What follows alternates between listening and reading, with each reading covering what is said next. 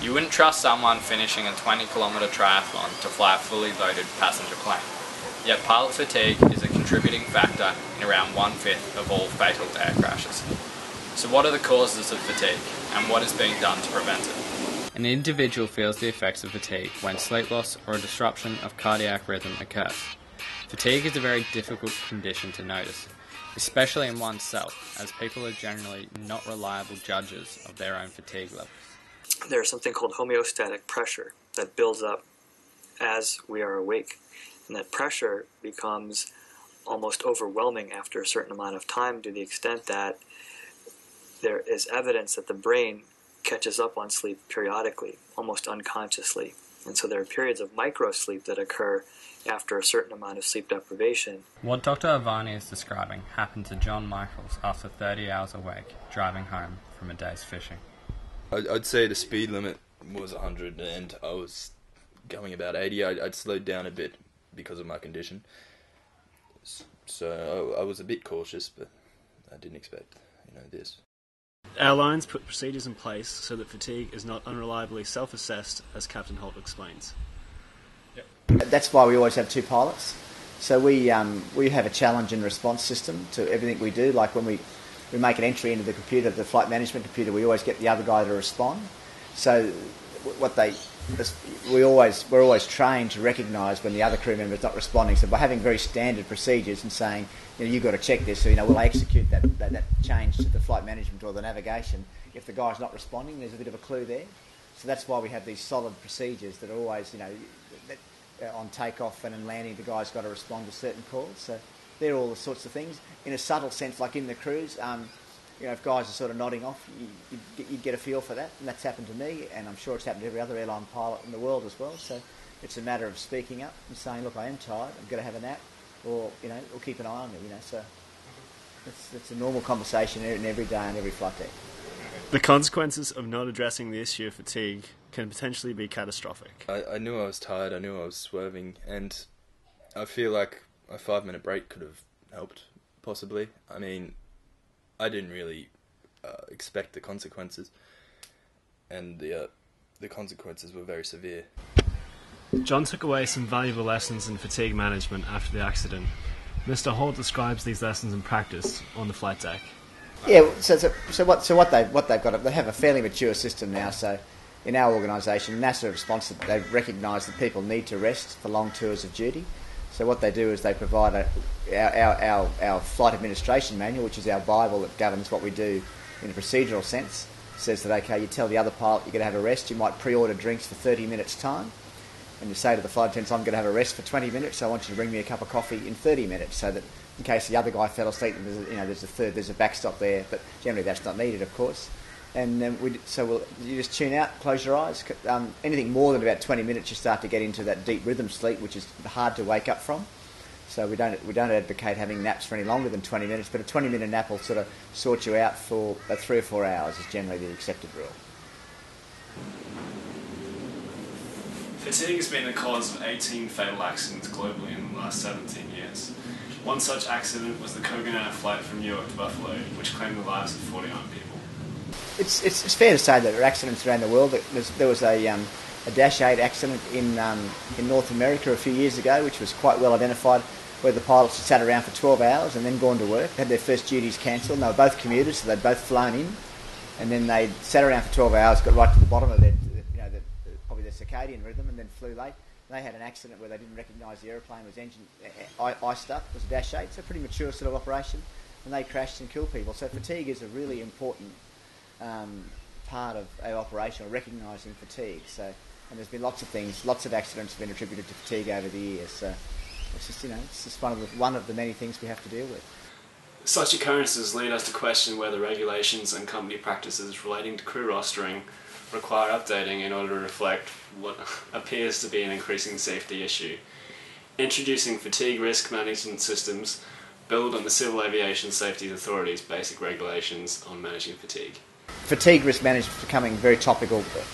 As part of the new air regulations that come out, that every airline has to have a safety management system, and part of their SMS, or the safety management system, is a fatigue risk management system. So they have to be able to document their procedures for dealing with fatigue, and then how they deal with pilots who are fatigued. So that may become an overlay to we have our regulations which say, okay, well, you do a 10-hour day, you've got to have 12 hours off before your next tour of duty. So they have those regulations. The FRMS sits over the top of that and says, well, even though you might comply with the minimum, if you're still fatigued, you're not allowed to go to work. So we actually have a procedure now where we ring up scheduling and say, I'm not sick, but I'm fatigued. And there's a procedural checklist to go through, and then you can't work again until you're assessed as not fatigued. The Civil Aviation Safety Authority controls the flight time limitations for flight crew in the Civil Aviation Order 48. These limitations are purely quantitative. FRMS introduces qualitative measures to tailor for the needs of each individual pilot. Whilst there are multiple causes of fatigue, flight deck crews are becoming increasingly susceptible due to frequent sleep deprivation and circadian rhythm disruptions. These two physiological phenomena are direct results of their demanding flying schedules and long-haul flight duties. Well, we experience fatigue all the time because we often do long days, so we do lots of takeoffs and landings, and so it's important that we turn up for work fresh, having had a decent night's sleep. The regulations provide certain minimum rest periods, which we use, and then we get in and we do what we do during the day. So when we do I'd say a 12-hour day, which we do in the short-haul environment, we often do 4 takeoffs and landings. We have lots of weather, particularly in the summer where we're dodging around weather, so you do get tired. So we do have facilities where we can have rest in the cockpit if we need to occasionally. It's a NASA-sponsored program that Qantas has had taken on board, and then we managed our rest and our levels of activity such that we're still fresh enough at the end of a 12-hour day. Drugs, including alcohol, can cause fatigue as they reduce the effectiveness of one's nervous system, leading to disrupted sleep pattern. All people who work in the transport industry, including pilots, flight attendants in Australia, can be subject to random drug and alcohol testing. So the aim is if they do test you, we used to have just an 8-hour bottle, the throttle rule, but that could lead to people having a drink 8 hours before and still having some alcohol in their system. So now they've said you've actually got to turn up for work with a blood alcohol of 0.00. And then I think they allow a little spike to 0.02 because of the methodology with the testing. That's the tolerance. So you get tested for that. You get tested for the oral swabs. They do only basically check for amphetamine type stuff in drugs. So things that, like if you take a cough mixture or a flu mixture, some of those have pseudoephedrine in them, and that gives you a bit of an artificial high. I mean, I can't give you the evidence of how much it does, and probably it affects different people differently. But that's one of the things they test for that you can't have in your system. We have very mature programs that deal with people who are alcohol dependent and drug dependent. If they ever do turn up for work, it's not a dismissible offence as such. It's a managed process which they use, and recognising that people's lives are all a bit different, and some of them need a bit of help. So it's a pretty mature and robust system, but certainly, the tolerances are pretty fine, and everyone's got to manage their lifestyle and their exercise and all those sorts of things to turn up fit for work. Some pilots adjust cockpit lighting in an attempt to raise levels of alertness. Some guys will turn the lights on at night, some won't. Things like daylight, it's all pretty good because it's all just like working 9 to 5, but with the night flight, some guys will have the lights up bright because they think it helps them stay awake. Other guys I actually prefer it because as your eyesight, as you get older, your eyes get tired if the light's too bright, so I find I turn it down, but it's dealer's choice. Fatigue is undoubtedly a contemporary issue within the aviation community. The dangers that fatigue poses on the safety of flight are alarming.